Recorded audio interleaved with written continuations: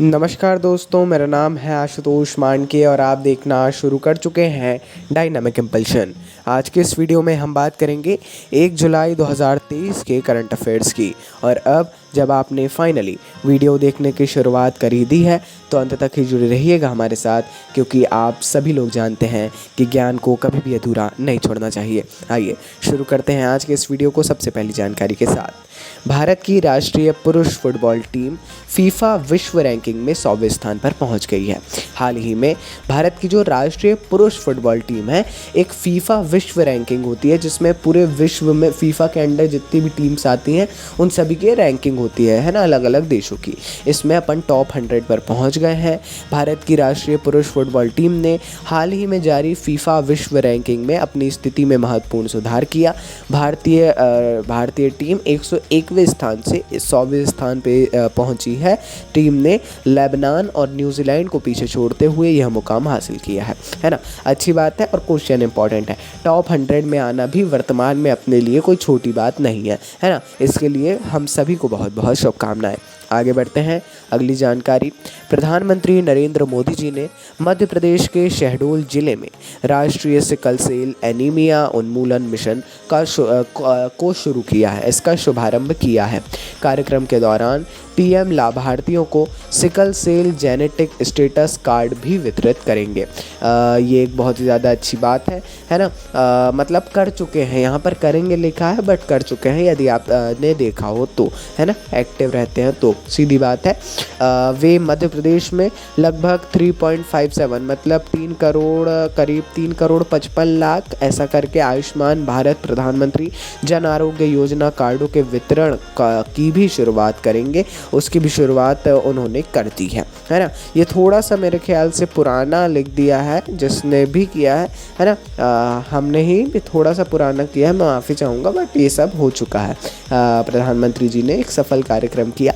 आयुष्मान भारत योजना के बारे में आप अवश्य पढ़िए। आगे बढ़ते हैं अगली जानकारी। भारत में राष्ट्रीय चिकित्सक दिवस 1 जुलाई को मनाया जाता है।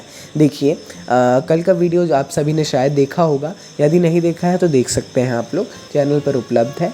उसमें हमने दिवस की जानकारी नहीं दी थी। क्वेश्चंस हमारे फिर भी थे उस पॉइंट तक, सो हमने डे की जानकारी नहीं दी थी। बट आज के दिन बिधान चंद्र रॉय जी की याद में भारत में राष्ट्रीय चिकित्सक दिवस मनाया जाता है प्रत्येक वर्ष 1 जुलाई को।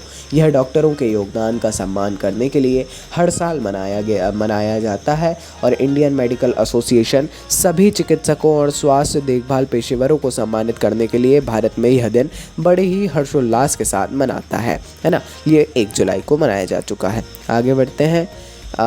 DOPT के आदेश के अनुसार अजय भटनागर IPS को केंद्रीय जांच ब्यूरो CBI में विशेष निदेशक के रूप में नियुक्त किया गया है। हाल ही में अजय भटनागर को विशेष निदेशक किसका, CBI का, ऐसा नियुक्त किया गया है।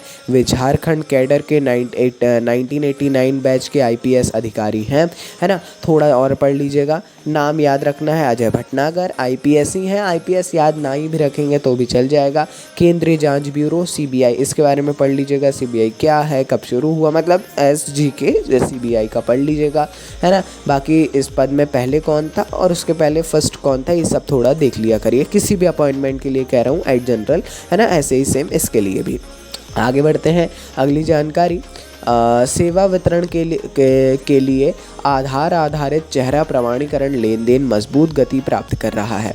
आपको शायद पता होगा, अक्टूबर 2021 में हमने भी ये जानकारी ली थी करंट अफेयर्स में कि ये आधार ऑथेंटिकेशन जो चेहरा प्रमाणीकरण है UIDAI का आधार आधारित, ये चालू हो गया है। इसको लॉन्च होने के बाद मई में मासिक लेन देन 10.6 मिलियन के उच्चतम स्तर को छू गया है। ये एक बड़ी बात है। 10 मिलियन से अधिक, 10 मिलियन से मतलब 10.6 आप समझ सकते हैं, करीब 10 मिलियन है। इस फेस ऑथेंटिकेशन लेन देन दर्ज करने वाला ये लगातार दूसरा महीना है ना। ये अच्छी बात है, लगातार दूसरा महीना है, ध्यान रखिए, इम्पोर्टेंट। आगे बढ़ते हैं। केंद्रीय मंत्रिमंडल ने PM प्रणाम योजना को मंजूरी दे दी है, जिसका उद्देश्य वैकल्पिक उर्वरों के उपयोग और रासायनिक उर्वरों के संतुलित उपयोग को बढ़ावा देना है। देखिए कितना बढ़िया है।